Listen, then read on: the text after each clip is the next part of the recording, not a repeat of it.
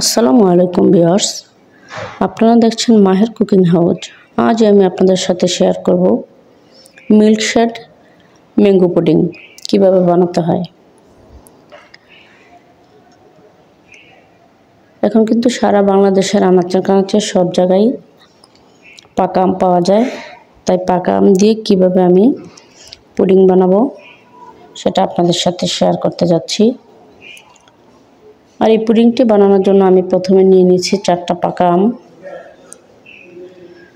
পাকা আমগুলিকে ধুয়ে ভালোভাবে আমি ছুলে নেব।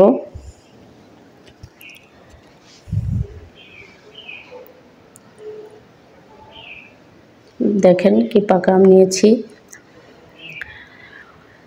আমগুলিকে ছুলে নিয়েছি এবং এগুলোকে আমি এখন ছোট ছোট পিস করে নেব।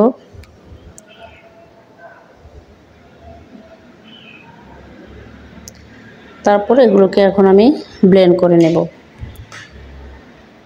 আর এগুলোতে ব্লেন্ড করার জন্য আমি দিয়ে দিলাম 1 কাপ পরিমাণ চিনি এবং 1 কাপ পরিমাণ পানি দিয়ে আমি ব্লেন্ড করে নিয়েছি। এখন এগুলোকে আমি একটু ছাঁকনা দিয়ে ছেঁকে নেব যাতে কোনো আঁশ না থাকে।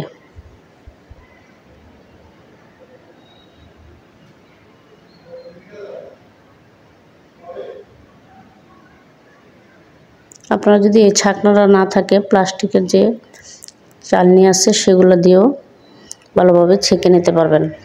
তারপর আমি এখানে যে পাত্রে আমগুলিকে গরম করব সে পাত্রেই আমগুলিকে ঢেলে নিলাম। দিয়ে দিলাম 2 টেবিল চামচ আগার আগার পাউডার। আর আগার আগার পাউডার যে কোনো তরল জিনিসকে জমাট বাঁধতে সাহায্য করে। আগার আগার পাউডারটা দিয়ে আমি ভালোভাবে মিক্স করে নিলাম। তারপরে আমি এটাকে একটু জাল করে নেব। ওটা অতটা জাল করতে হবে না, অল্প পরিমাণ জাল করে এটাকে আমি উঠিয়ে নেব।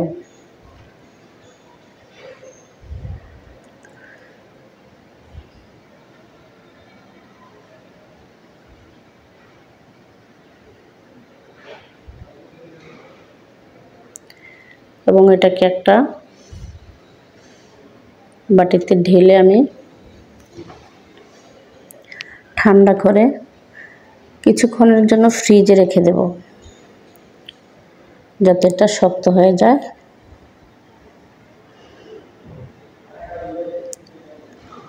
ভিউয়ার্স, আমার ম্যাঙ্গোটা কিন্তু 1 ঘন্টা পর আমি ফ্রিজ থেকে বের করে এভাবে কেটে নিতেছি।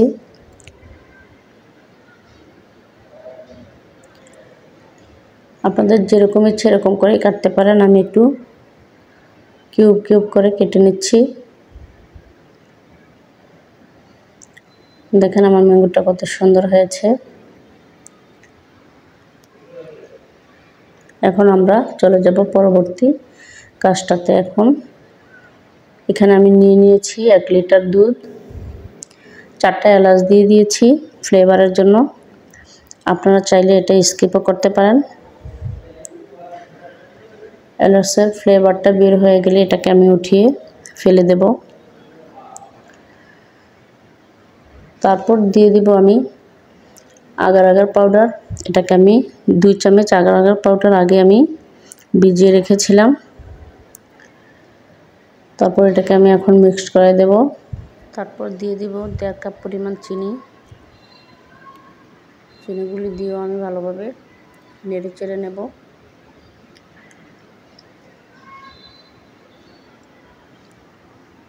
দুধটা ভালোভাবে জাল হয়ে গেলে আমি এটাকে উঠিয়ে নেব। উঠিয়ে একটু দুধটাকে ঠান্ডা করে যে আমগুলোকে আমি কিউব করে রেখেছিলাম সেগুলোর মধ্যে ঢেলে দেব। তবে দুধটাকে একটু হালকা ঠান্ডা করে নেবেন। যে বাটিতে নিয়েছি সেটাতে আমি ভালো করে ঢেলে একটু হালকা করে নাড়াচাড়া করে মিক্সড করে দেব যাতে একসাথে ধলা বেঁধে না থাকে। এভাবে একটু ঠান্ডা করে আমি নর্মাল ফ্রিজে রেখে দেব 1 ঘন্টার জন্য।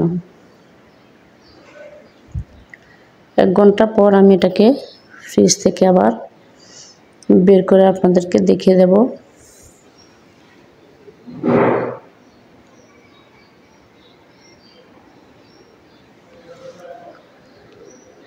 এক ঘন্টা পর আমি এটাকে ফ্রিজ থেকে বের করে নিলাম। এখন আমি এটাকে ঢেলে দেখিয়ে দেব। সাইডগুলোকে একটু হালকা আলগা করে নিচ্ছি, যাতে আমার এই পুডিংটা সুন্দর করে উঠে যায়। দেখেন কত সুন্দরভাবে সেট হয়ে গেছে আমার এই পুডিংটা।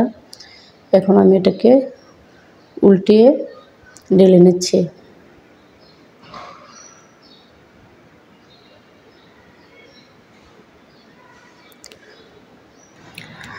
ভিউয়ার্স, দেখুন আমার এই পুডিংটা কত সুন্দর হয়েছে দেখতে। পুডিংটা দেখতে যেরকম সুন্দর, খেতে কিন্তু আরও অনেক টেস্ট। আপনারা না খেলে এটা বুঝতে পারবেন না। তাই আপনারা সবাই এটা বাসায় বানিয়ে ট্রাই করবেন এবং কমেন্টে জানিয়ে দিবেন কেমন হলো। ভিউয়ার্স, আমার এই রেসিপির ভিডিওটা যদি আপনাদের ভালো লেগে থাকে তাহলে আমার এই চ্যানেলটিকে লাইক সাবস্ক্রাইব করে আমার পাশে থাকবেন। আবার দেখা হবে নতুন কোনো রেসিপির ভিডিও নিয়ে। আজ এই পর্যন্তই। ভালো থাকবেন। বাই বাই, টেক কেয়ার, আল্লাহ হাফেজ।